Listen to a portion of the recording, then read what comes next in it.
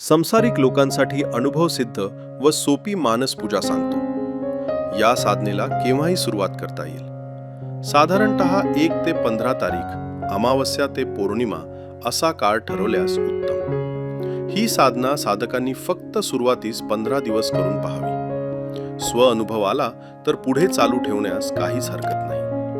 सुरुवातीच्या दिवशी असा विचार ठेवावा की आजपासून 15 दिवस मी काहीही संकल्प विकल्प करणार नाही। अमुक गोष्ट घडो व अमुक गोष्ट न घडो असा विचारही मनात ठेवणार नाही। माझे जीवन ईश्वराच्या अधीन आहे। तो जसे ते घडविल त्या बाहेर मी जाऊ शकणार नाही। माझ्या सर्व चिंता, काळजी, भीती मी ईश्वर चरणी ठेवून मुक्त झालो आहे। गतकाळाची आठवण करणार नाही, उद्याची चिंता करणार नाही।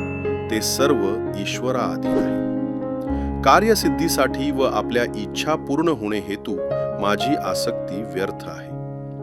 परमेश्वर माझे जीवन जसे घडवत आहे तेच माझ्या जीवनाला पोषक ठरणार आहे। असे विचार रात्रंदिवस मनात घोळवा।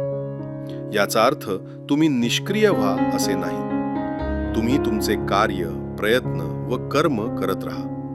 मात्र हे कार्य आणि प्रयत्न तुमचा संकल्प नसून ईश्वरी प्रेरणा अथवा संकल्प आहे असं धारण करा। याचेच नाव कर्मण्येवाधिकारस्ते अस्तु। अशा अवस्थेत जीवनावरील महान दडपणे नष्ट होतात।